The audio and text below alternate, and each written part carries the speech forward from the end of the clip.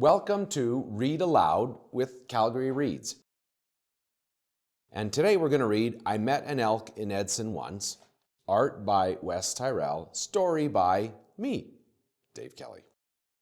All right, let's do this. I Met an Elk in Edson Once, art by Wes Tyrell, story by Dave Kelly. Yes, we've covered this already, but here's who we're going to meet soon. Here's the story. I met an elk in Edson once while camping with my mom. Of all the adventures I have had, this was my favorite one. I lay inside our tent one night, worried about the fall. I was going to a brand new school where I knew no one at all. That's a worried look. I tried to rest and fall asleep, and I'd almost closed my eyes when I heard a voice outside the tent say, "These clothes are just my size." I slowly pulled the tent flap up and looked out in the night. An elk had on my underwear, and they looked a little tight. I would have to agree. Then suddenly he noticed me staring out at him. He said, "I've got a problem," as he balanced on one limb. "I need to ask a favor, or maybe more, a dozen. I want to wear your clothes and pretend that I'm your ugly cousin." I snuck out of the tent before my mom woke up to see that I was talking to an elk dressed just like me. He said, "I want to hitch a ride," then pulled my t-shirt on. "I hope to find my Uncle Todd. It's been months since he's been gone." Well, I said, "It's nice to meet you, but some things seem rather odd, like the fact that you can talk and your uncle's name is Todd?" And the elk said, "Yes, his name is Todd, and he left to find a home. That's why I have to find him. I don't like to be alone." Then the elk walked up to me and looked into my eyes. "Will you take me in your car, an elk in boy disguise?" Now, she said her name was Rusty, and I slowly realized that he was actually a she. I was a bit surprised. She said, "I don't have antlers. That's something male elks do, which is why I thought my head would fit your clothes and your car too." By this time the sun was rising, and my mom woke up to see her boy, an elk, and all my clothes on Rusty and on me. I sat her down and explained the deal while Rusty watched and ate, and sometimes Mom freaks out a bit, but this time she was great. She thought a while and then said, "Sure," and that's how this came to be. A trip around Alberta with an elk, my mom, and me. We filled the car with all our stuff, then Mom and I got in, and Rusty squeezed in behind me. There she is, my rather ugly twin. Our first stop was Jasper Park, and the town that's called the same. Everyone there said there's lots of elks, but none that had a name. We took their Skytram right to the top to look from up above, and we saw amazing scenery and views that my mom loved, but no one there had heard of Todd. So we drove to Banff and Lake Louise, and we hiked out on a glacier, and I thought that we might freeze. Rusty asked some marmots and some mountain goats and hares. There they are. None of them were helpful, so I said, "Well, let's ask some bears." "Bears eat elk," frowned Rusty. "So I have a little hunch that if we walked up to a bear, all he'd see is lunch." Rusty looked so sad and lost that my mom and I agreed we had to have a bit of fun at the Calgary Stampede. So the next day was the big parade, and we got some chairs and sat. No one noticed Rusty in her boots and cowboy hat.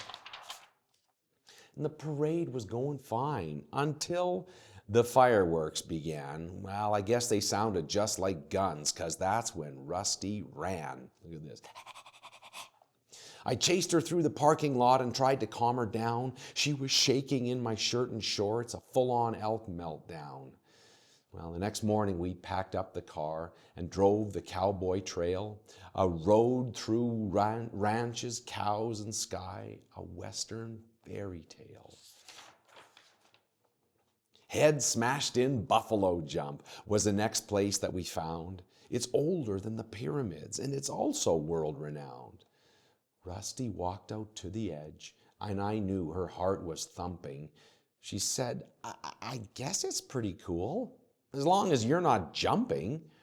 But that's how people hunted then. It was their way of life, for food, for tools, for clothing, and heat on winter nights. I said they ate some other things, including nuts and plants. Rusty said, yeah, they also used my great-grandparents for pants. Morning came and we drove east, and the prairie sky expanded. We searched for Rusty's Uncle Todd, but came up empty-handed. We went to towns like Fort Macleod and Lethbridge and through Brooks. Everyone smiled at me and Mum, but gave Rusty some funny looks. We drove until the prairie changed that sunny afternoon to a place they call the Badlands. It's like walking on the moon. Whoa. We saw these things called hoodoos, which are rocks that stand up tall, and then the Royal Tyrrell Museum, the greatest place of all. Now this place is packed with dinosaurs, and by T-Rex number 5, Rusty said, I gotta go before this one comes alive.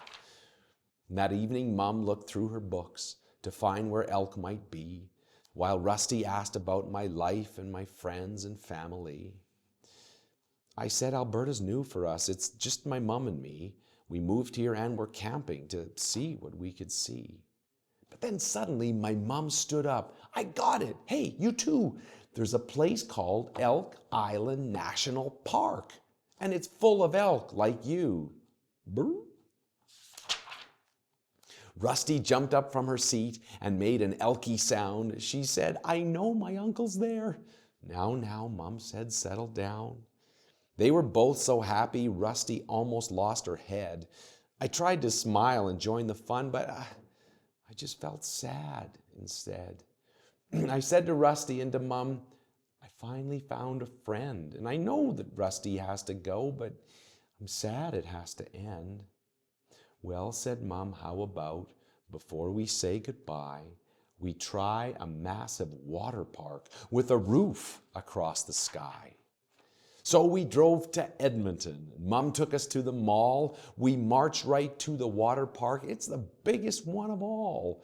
It had the greatest water slides that I had ever seen. All day long, my friend and I just laughed and slid and screamed. Sploosh! I keep thinking that's scary.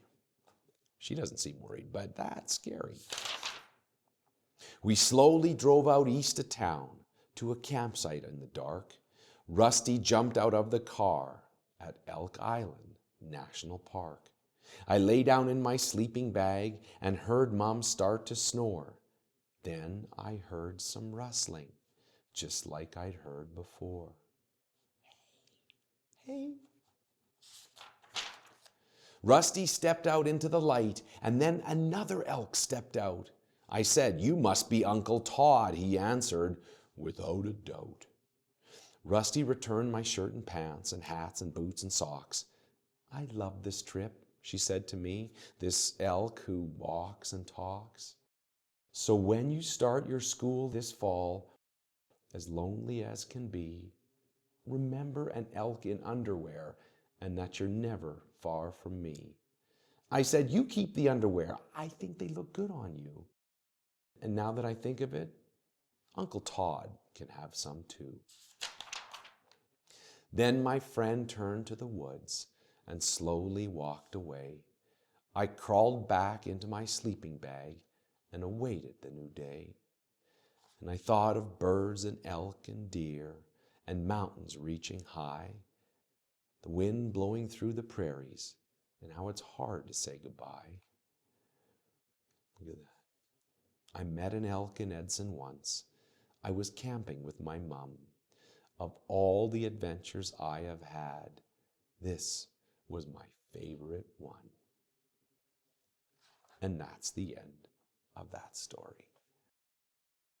Research shows that reading aloud is the single most important thing you can do to help a child prepare for reading and learning. Find tips and tools to build brains and bonds at calgaryreads.com.